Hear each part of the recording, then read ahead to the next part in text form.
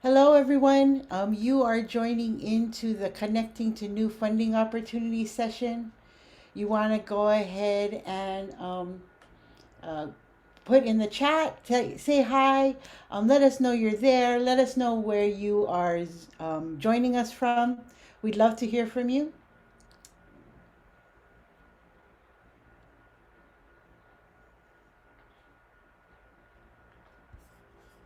We'll just wait a little bit until people start popping into our session. It's saying we are live. So again, as you join, hey Allison, as you join, if you could just say hi in the chat, let us know where you're joining us from. Also, while we wait, if you haven't had a chance yet, you might want to stand up. Oh, I'm gonna shake my arms and move my neck. It's been a great day, and I just sort of need to stretch out. Oh boy, that was a crink. Um, Let's see, I'm going to also take some water. Please make sure you're hydrating yourself. Mm, awesome. Okay, looks like people are joining. Again, have your sound on, get that connected, um, and let us know in the chat where you're joining us from. As you're getting oriented, you might want to check out the polls um, tab at the top. You can put your questions for this session either in the chat or in the polls. Up there as well are file tab, any attachments, the PowerPoint, a copy of the PowerPoint in a PDF version is there. And also in the people, you can see who is joining us. All right. We have lots of people from California. Alaska is in the house, definitely. All right, let's go ahead and get started. Again, if you're joining us as we're sort of rolling through the beginning slides, just let us know where you're joining us from. It just helps us to sort of understand a little bit about the audience that we're talking with.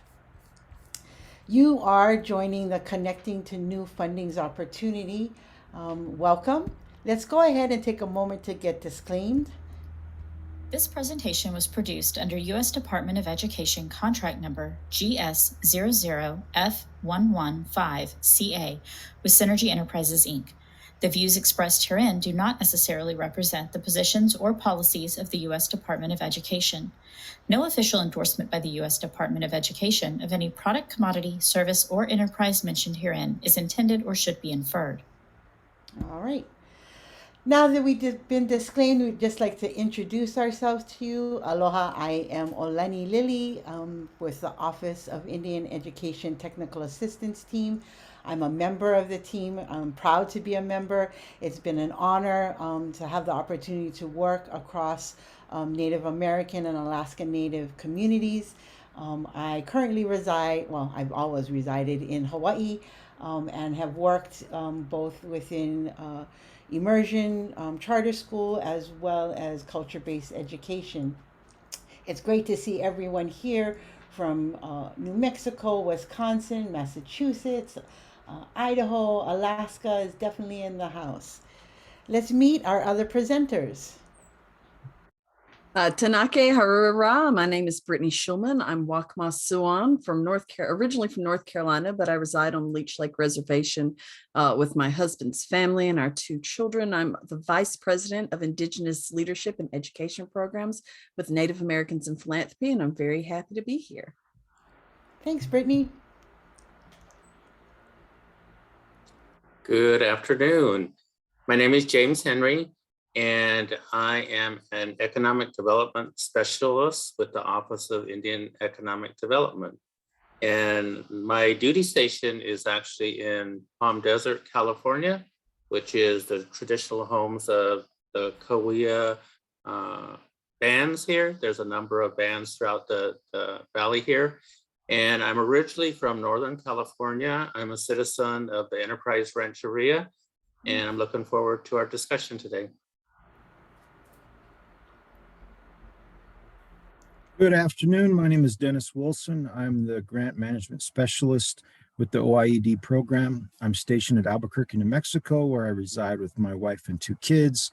We're enrolled members of the Taos Pueblo in northern New Mexico, which we're trying to dodge the fires here that's rolling through our state. I'm also by way of Crow Agency, Montana. So I'm a Haskell baby. So yeah, I'm also excited about our discussions today and can't wait to provide information. Thank you. Great. Thank you again for agreeing to present and to share what's going on with your organizations. Also, we do have some information from Nicholas Emmons. He's not able to be with us today, but he did provide us some information from the Indian Land Tenure Foundation. And so I'll be sharing that with you towards the end of this presentation. Okay, so for today, what some of our objectives are to first get an understanding of recent trends as it relates to nonprofit funding, to look and identify strategies to maintain or even increase donations or funding, as well as to identify potential new sources of funding. Boy, so, I know you folks have been in the struggle as it relates to the funding landscape, both during the pandemic and now as we face new challenges with the economy. What we've seen, there was a study done in November of 2021 by the National Council for Nonprofits. That report is called "The Data Shows What We Know. The Nonprofit Helpers Need Help." What they're finding is that more than 75% of nonprofits that responded to this study in August of 2021 indicated that demand for their services has increased compared to, of course, pre-pandemic levels. Also, almost 45% noticed a decrease in their ability to meet those needs, particularly in underserved communities, including Native communities. While the need continues to increase, nonprofit serving these underserved communities are finding it difficult to get funding to meet the demand. Also, I'm sure you're well aware that expenses have increased for nearly 3/4 of the responding organizations. That's what they identified, and really through inflation and where the economy is. We all see that whether it's paper, supplies, or transportation, moving students around, getting food to those who need food, all of those expenses have increased.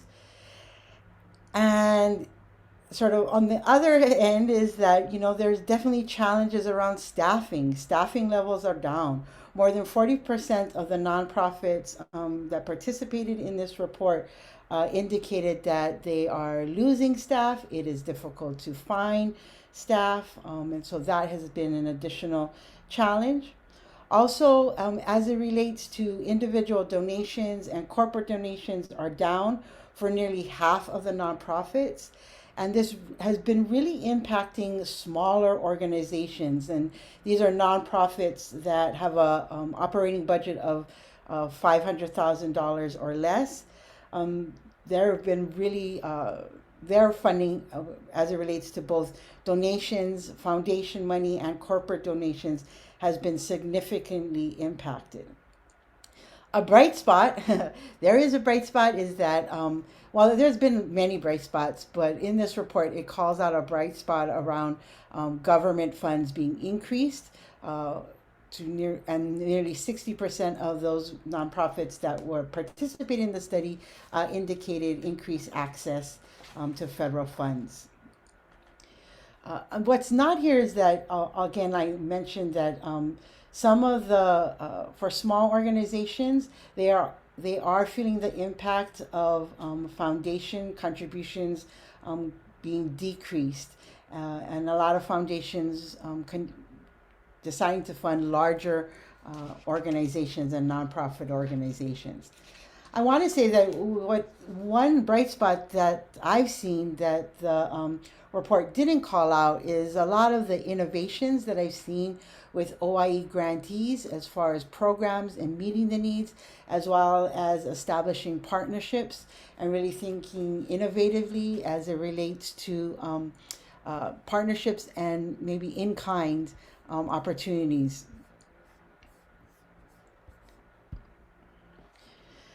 So the really question is what does 2022 look like? Um, Again, the report is saying that the current dollar donation does not buy as much as it used to with inflation and with you know um, the chain of supply being I guess interrupted. Our economy is really struggling, and so it, it makes it hard for nonprofits to stretch that dollar. Employees in the nonprofit sector are leaving their jobs. Definitely they feel overworked and underpaid. And so, given an opportunity to maybe go into a corporation or larger organizations in order to increase their pay, that they're seeing that in the report. As well as, again, like I said, the community need for service continues to increase, particularly in underserved communities, whether that's Native communities and or Native rural communities. I'm wondering, just take a moment. I'm going to take a moment and pause and just sort of look in the chat to see if you folks want to share any of the challenges that you see that you are maybe expecting or experiencing in 2022. Go ahead and share that in the chat, and then I'll come back later and look at some of those comments. So, as I did some research around strategies, given this environment as far as funding goes, what are some of the strategies we can look at moving forward? And here are some of the ones I thought that I've heard you folks talk about, as well as maybe are some new ideas. One is to maintain and think strategically about the relationships and partnerships that you currently have. Think about maybe some partnerships that you can identify mutual benefits, whether it's through in kind services or maybe even a sharing of a proposal going in to make through a foundation your proposal, or even individual donors more, I guess. I don't know what to say, stand out, and being able to talk about partnerships and how you are working to make and to develop, to address the needs through your partnerships can be really appealing for funders, whether they're individual, a foundation, or even corporate. Also, you might want to take this time to review and revise your case for support and fundraising plan. Again, lots of things have changed. I'm sure you are looking at your operating budget and trying to rethink as costs go up, rethink your budgeting and where that money is coming from. And so it's a great time as you're looking and refiguring out your operating budget to look back to your fundraising plan and your case for support, really calling out and communicating what you need. And that sort of brings us to the third bullet here about communicating the current cost of providing much needed services to donors. Really want to encourage you to not shy away from articulating both the increased need as well as the increased cost, bringing your partners, donors, again, whether they're individual, foundation, corporate, or government, along with you, and communicating the changes that you're experiencing and letting them know what's going on and what their dollar means and equates to impact.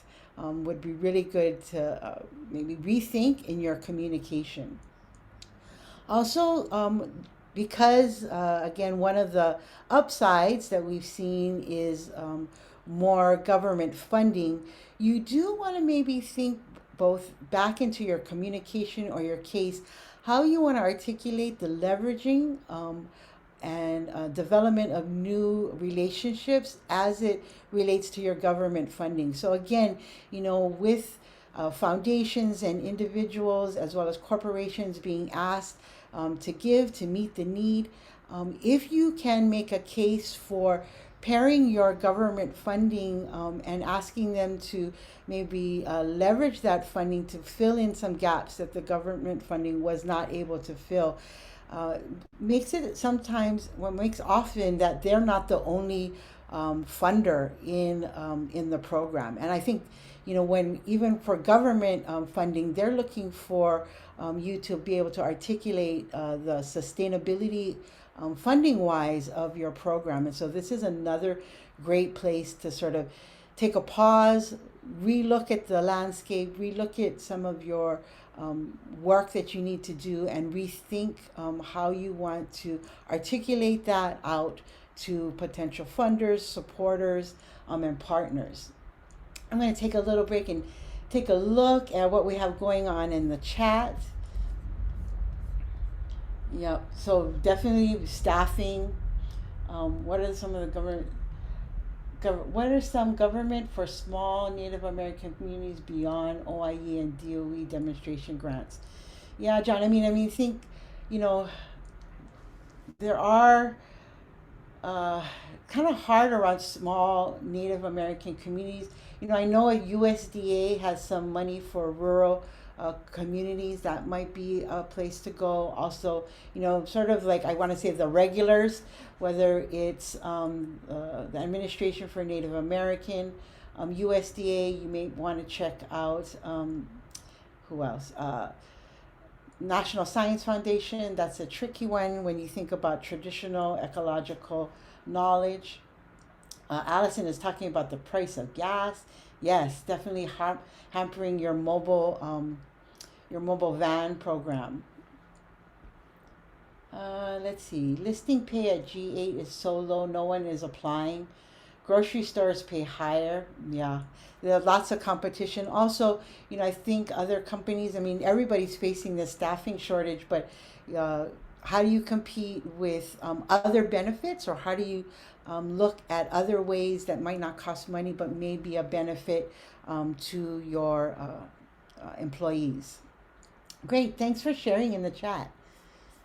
All right, let's get back to our presentation, and Brittany, I'll let you take it over. Absolutely. So at Native Americans in Philanthropy, we can go to the next slide. We're what's called a PSO, which is a philanthropy serving organization.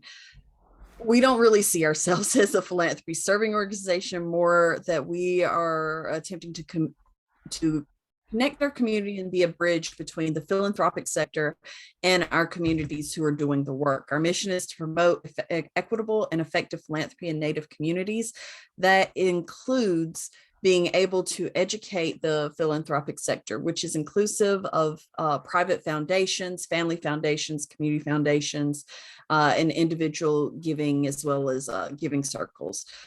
Really educate them on the diversity and complexity of our issues, as well as our resiliency. The fact that we're still here and continue to be here, despite colonization and all the things that comes with it, means that we have answers in a lot of ways, especially when it comes to this pandemic that we continue to be in. We have answers. Our communities have found ways to continue to support each other and to move forward. So that's really what the heart of our work is. And you can move to the next slide. Some of our programs that we are currently underway is our Tribal Nations Initiative. This is really, we're currently in the middle of doing a tour of listening sessions where we're listening to tribal governments and tribal leaders about their interactions with philanthropy. We had one in the Pacific Northwest region, in the West, including Hawaii and California.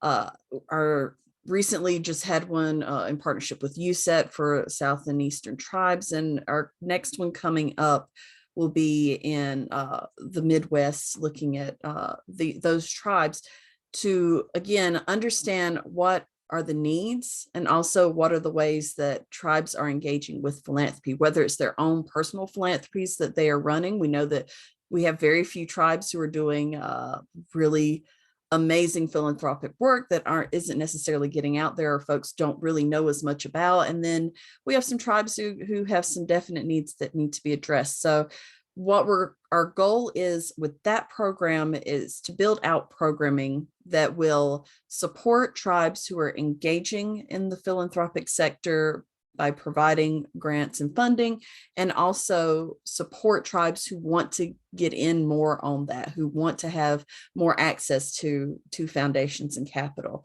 Our other program that we have is our Native Youth Grant Makers. That is, we have our first cohort of young women for this cohort to really help them understand about this philanthropic sector, what it is and how it works.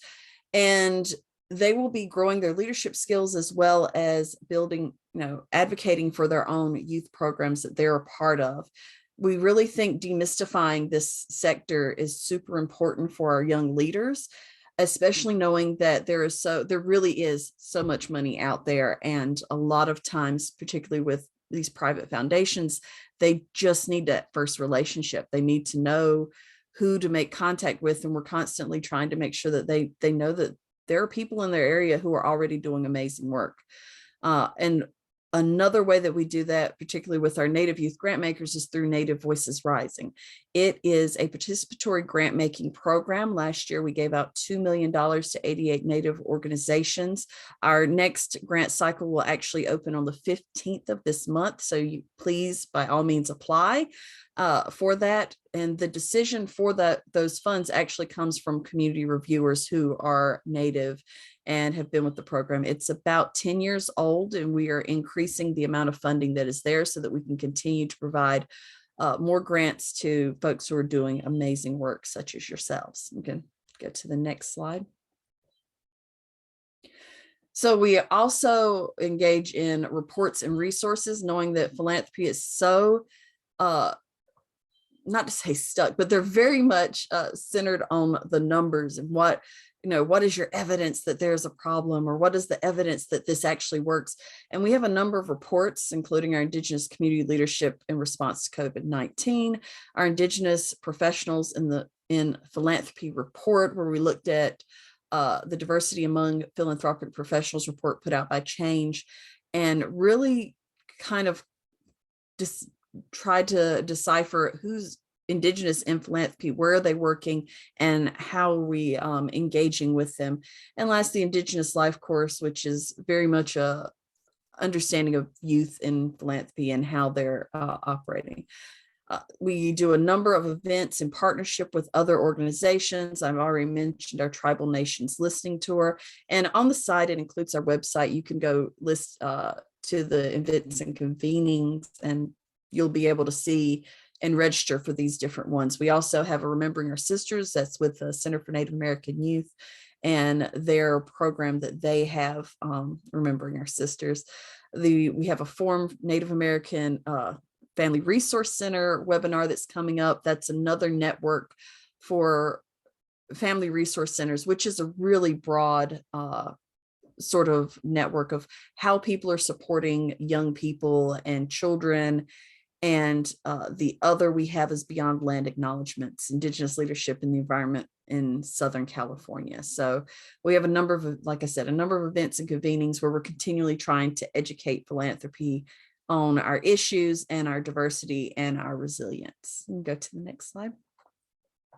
The last thing that I sort of wanted to highlight is we do have an Investing in Native Communities platform that's actually a partnership with Candid. And in that partnership with Candid, this map was something that came up.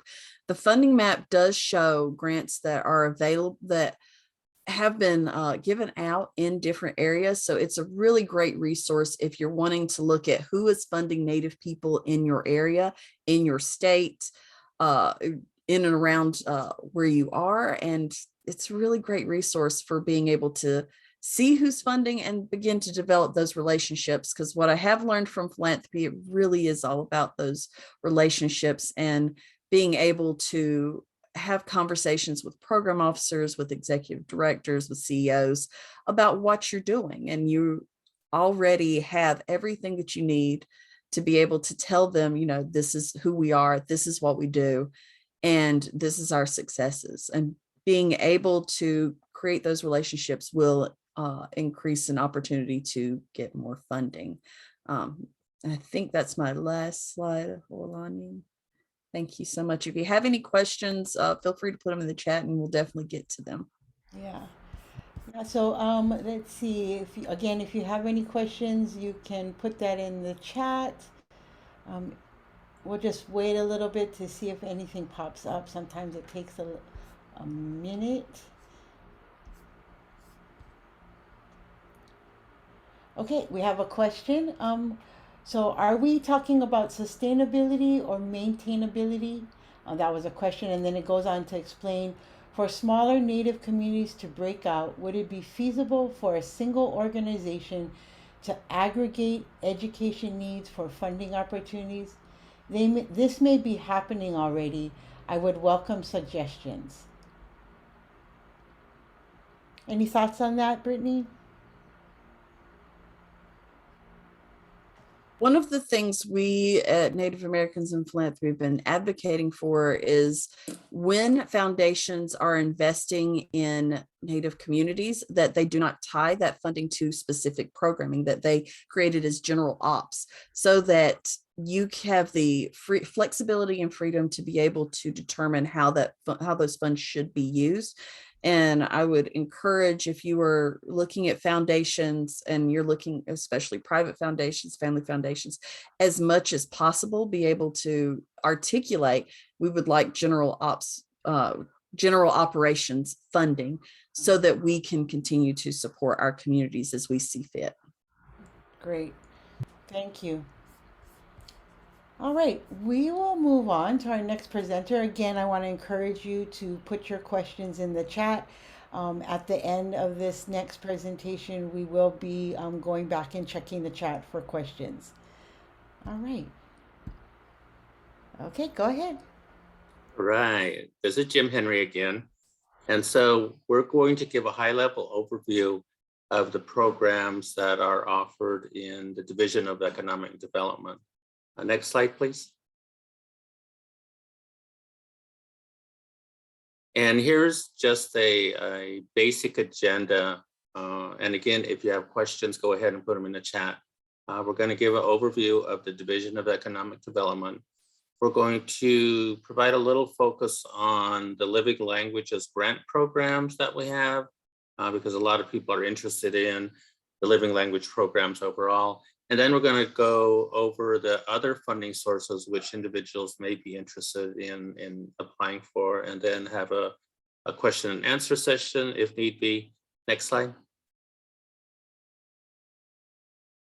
And one more.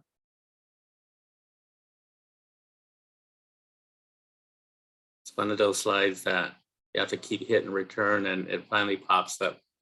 So we just wanted to give a high-level overview of the different funding opportunities that we have throughout the years. We have what is called the Native American Business Development Institute. And again, I'll be covering these in a little more depth later on, but just to give you an overview of what we'll be covering. We have a Tribal Tourism Grant Program. We have the Living Language Grant Program. We have the National Tribal Broadband Grant. And we have the new program, which is called the Indian Business Incubator Program, or IBIP. Next slide. So living language, everybody is interested in living language. How are we going to preserve and protect our languages? And so for this program, funds are provided to federally recognized tribes and tribal organizations. And it's to deliver native language instruction, immersion programs, and to build tribal capacity to create and expand the preservation of those languages. We know a lot of times, and this really hit everybody really hard with the pandemic. We lost a lot of elders, and the languages some of them are barely holding on. So the purpose of this grant is to help those tribes be able to maintain their language and decide what's going to work for them within their community to build up the skill level of everybody when it comes to their traditional languages. Next slide. So in 2020, 55 living language grant programs were received, and of those 18 were funded, which represented about $3 million. And the grants range from 100,000 to 200,000. We just closed the funding announcement for this year. Those applications are being reviewed, and we will be able to notify those tribes who have been awarded funds very soon.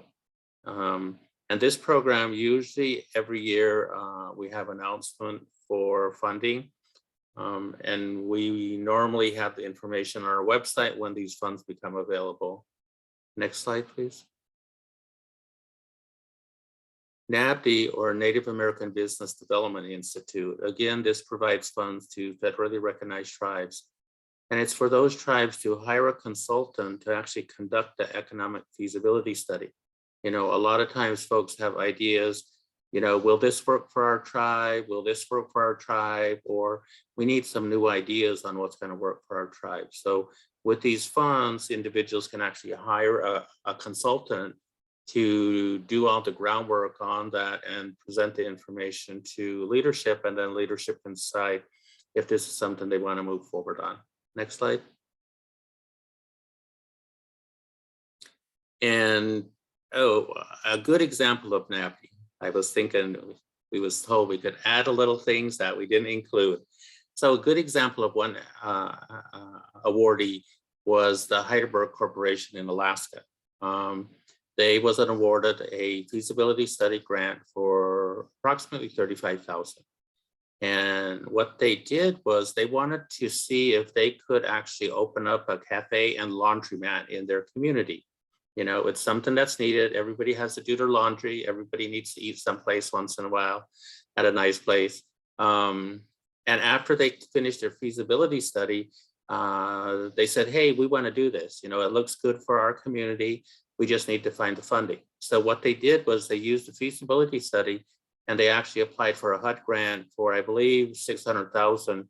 And they was actually able to build their cafe and laundromat and hire approximately 5 or 6 local natives to actually work there. And it's been very successful. They're happy that they pursued this. So that's a good example of a nice success story. You know, they had an idea, they had a thought, they had a consultant come in and actually do the feasibility study, and they use that then to support their application for the construction of the actual building. So yes, I wanted to share that with you. We also have the Tribal Tourism Grant Program. And this is a fairly new program. The Native Act, which was approved in 2016, basically was looking at tourism within Indian country. And so as a part of those funds, we actually have this Tribal Tourism Grant Program, which is for federally recognized tribes and tribal organizations. And again, it's to hire a consultant to conduct a tourism feasibility study and to develop a tourism plan. And this ranges from, you know, people just wanting to set up a small business, you know, as individuals visit tribal lands, you know, they need a place to eat. So do we want to have a place where we can have, as one person said, we want to have food trucks here, you know, and the closest food truck to the reservation is like 200 miles away, you know, so it's things like that. The other thing with the tourism grants is individuals look at how can they actually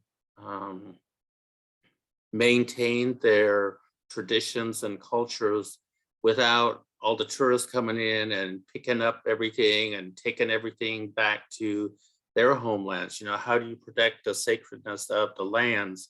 So things like that. Next slide, please.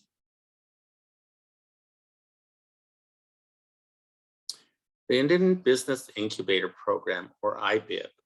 It was created to establish and operate business incubators that serve entrepreneurs that will provide products and services to tribal reservation communities. This is a completely new program.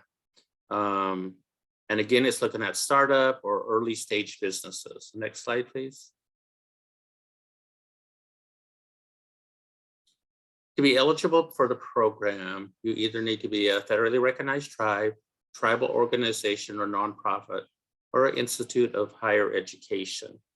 And the requirements for this 3-year program is that there will be a match, which is 25%, and they must provide services, and they must actually have a place where these services can take place. You can't use the funds to actually build a building. You actually have to have the building in place. So they're looking at assessing the capital, business, education, counseling, networking, mentorship, the physical workspace. They have to have equipment, they have to be connected, internet, etc. And they must report out on the businesses created or maintained. And those applications are currently open. And Dennis, do you recall when the deadline is for that? June? It closes on June 17th. It's a Friday. June 17th. So folks still have time to look at that, and if they're interested, submit the application. Next slide, please. The National Tribal Broadband Grants. Again, these are for federally recognized tribes to explore or extend their broadband services. We currently manage 31 of these grants that were funded in 2020. There were no funds available in 2021. And then, and part of the reason is that the National Telecommunication Information Administration, that's a mouthful there, received a lot of funds for broadband.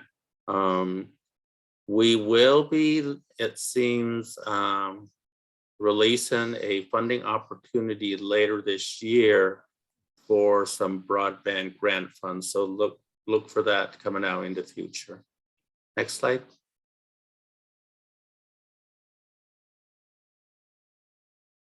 How to apply for these grants. So all of these grant applications are accepted under the grants.gov process.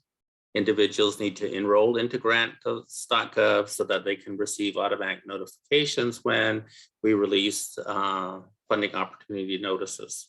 And for information on how to fund that, there's a link there that walks you through it.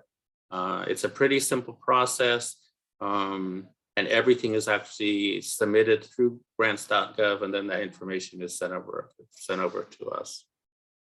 Next slide, please. As we were looking at, the applications that were received, we started seeing some trends, and it was determined by leadership that we actually need to have a technical assistant pilot program. And part of this, as indicated earlier, small tribes just don't have the resources. So to help tribes with the actual application process, pre-application training, business development plan, grant writing.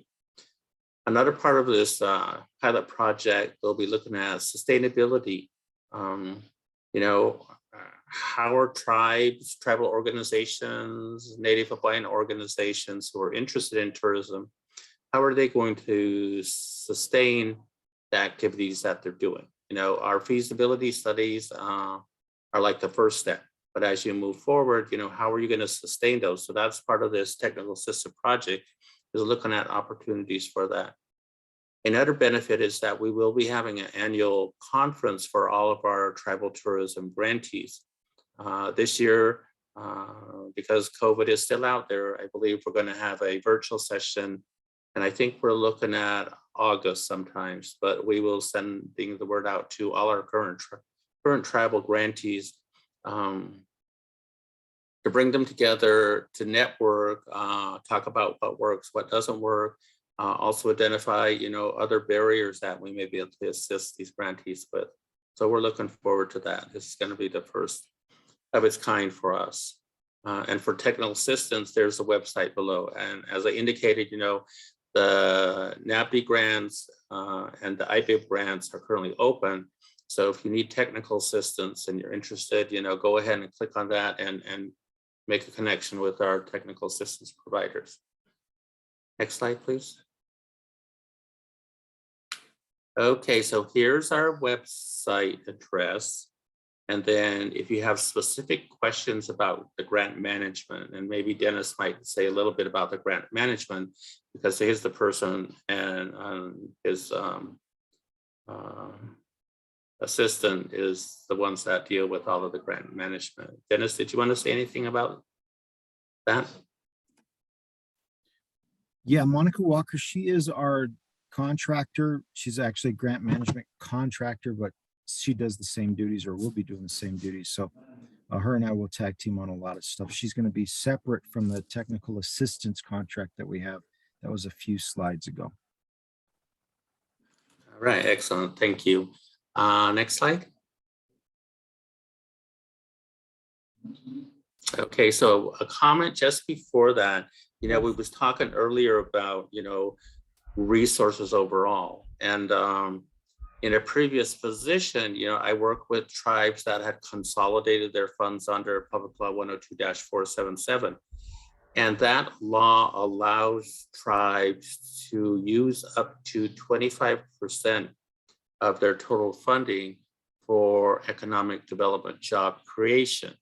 So a lot of times, we may not be able to fund anybody or everybody because we don't have a lot of funds, but sometimes look within your tribe to see what other funding opportunities are available. Because sometimes we all know that in Indian country, we get siloed sometimes, and this is our program, and we don't look beyond that wall. But sometimes there are other resources that the tribe already has that you could possibly use for like a feasibility study. So again, always knock on doors, because eventually somebody's going to open it and say, yeah, we have a little money here for that. So I think that's it for us today. So thank you. Awesome. Thank you. Thank you for sharing. Again, I'm going to check the chat and the polls to see. I don't see any questions in the chat right now, and none in the polls. Okay, if you have any questions, you can go ahead and share that in or ask in the chat. And then we're going to move on to the Indian Land Tenure Foundation. So the mission for the Indian Land Tenure Foundation is here: land within the original boundaries of every reservation and other areas of high significance where tribes retain Aboriginal interests are in Indian ownership and management, which means really Indian lands in Indian hands.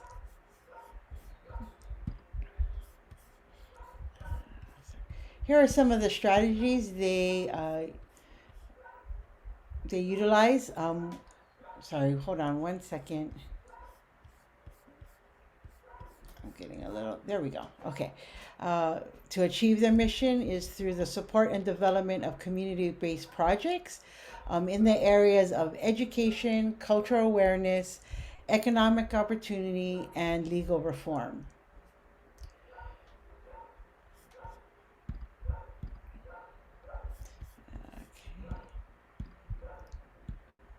Some of their previous work includes, in the area of education, includes a curriculum called Lessons of Our Land. It was one of the first programs launched by the Indian Land Tenure Foundation after its inception in 2003. This is a K-12 curriculum database with over 250 standardized lessons. It makes it easier for teachers to include Indigenous perspectives in their classroom. There is the link to that curriculum. Also, they have provided professional development programs for teachers. That launched in 2015 as an on-site training program. Since that time, over 5,000 teachers have completed the on-site training with the lessons of our land curriculum reaching over 40,000 students in 6 states. This professional development program now stands as a standalone online component for teachers looking for more flexibility as they enhance their teaching craft.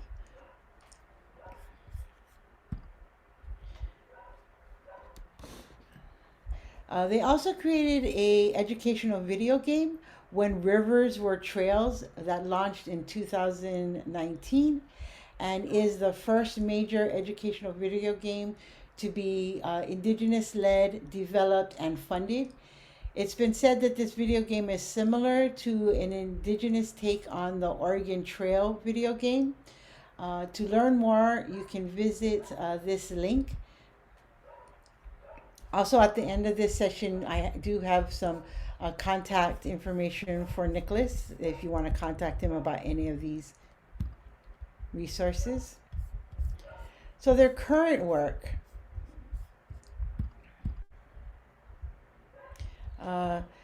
The Land Tenure Foundation is pursuing other education-based opportunities. If your tribe land department is interested in funding, you want funding to hire a high school student for a summer internship, you can contact Jim here at ILTF, and he can get you information.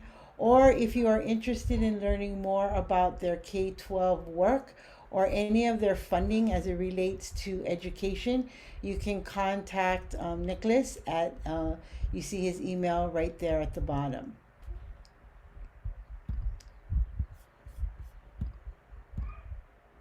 So that is the end of our presentation. I want to go ahead and check if there's any questions. All right, looks like nothing so far. Again, you want to go ahead and put your questions in the chat or in the poll section. So this is Jim again. And I just wanted to let folks know that, RES 2022 is coming up in Las Vegas, Nevada. I think it's the 23rd through the 26th.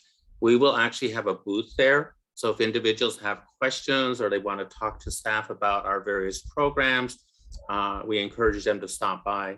Also, we are working with IANTA, American Indian Alaska Native Tourism Association, and they have been working on a needs assessment to determine technical assistance needs within Indian country when it comes to tribal tourism.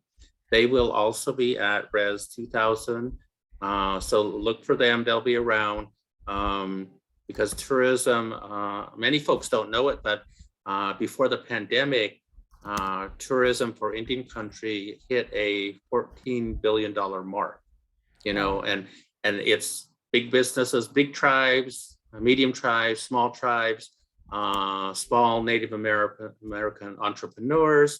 And when you look at it as a more global scope, you can see the impact that it has within Indian country. So yes, I just wanted to share that with folks. Great, thank you. I wanted to ask Brittany a question. I think she had brought it up earlier in her presentation. You had mentioned giving circles. Can you explain giving circles a little? Absolutely. I am probably not the expert one to talk about them, but I can give my limited knowledge and connect anyone who has any questions to other folks who have more knowledge than me.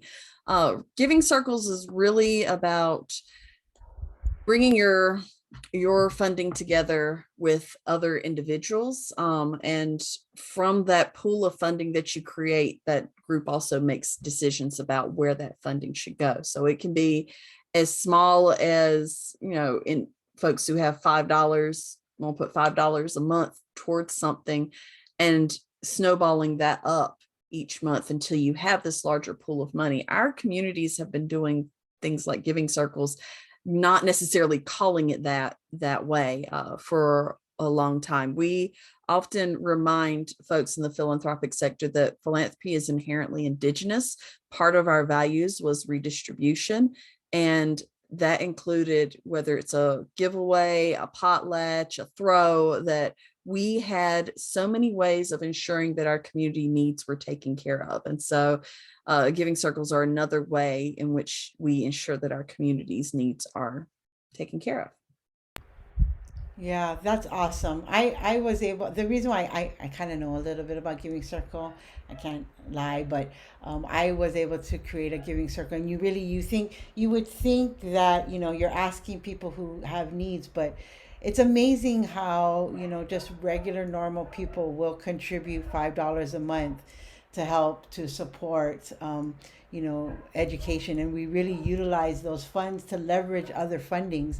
The other thing I think Brittany mentioned is that their grant program is participatory, and really Giving Circles is a form of participatory philanthropy in which the community is engaged in, setting the goals for what they want to fund, looking through whether it's proposals or mechanisms in which they determine who they will fund, and then the follow up around really acting as philanthropists, and coming together. And so it's really an exciting practice. Again, like Brittany said, that we've been doing for forever, right? It's embedded in our culture. So I really appreciate you sharing about the Giving Circle, and that you folks actually incorporate participatory philanthropy. It's awesome. And I just want to follow up James's point. We'll also be at Res and have a booth there, so feel free to stop by. Some of our folks will be there, as well as our conference, which will be in Seattle, June 26th through the 29th. It's Power and Solidarity. We are working with the Asian American Pacific Islanders in Philanthropy for this conference, sort of honoring our shared history with the past 30 years of being founded. So I do want to share that. That's another opportunity, especially if you're in the Seattle area, to be able to network with some funders who are really interested in investing in Indigenous communities. We do also have a virtual component. So if that's something that you don't necessarily can't travel, we do have a virtual component where, again, you can make some of those connections. Awesome. Thanks for that, for letting us know where we can see you out there, and get in touch with you on other opportunities. All right, it doesn't look like, I'm going to check the poll one more time. Doesn't look like we have any questions popping up. Again, if you want to see the PowerPoint is there in the file section. If you want to see any of the contact information or the links to some of those grant opportunities that are open now, really want to encourage you to go ahead and check out the PowerPoint. If there's no questions, we want to thank you for joining us. Thank you to our presenters for sharing, the work that you're doing in getting funding and resources out there. Talking about resources, I also wanted to say, some of the research and studies at the Native American Philanthropy is really helpful. You might want to look at some of that. You could possibly incorporate that into maybe your needs statement, into other funding sources. So again, thank you all for joining us. And we have our last networking session. And then after that will be our closing for this year's Office of Indian Education Project Directors meeting. So have a wonderful rest of your day. Aloha.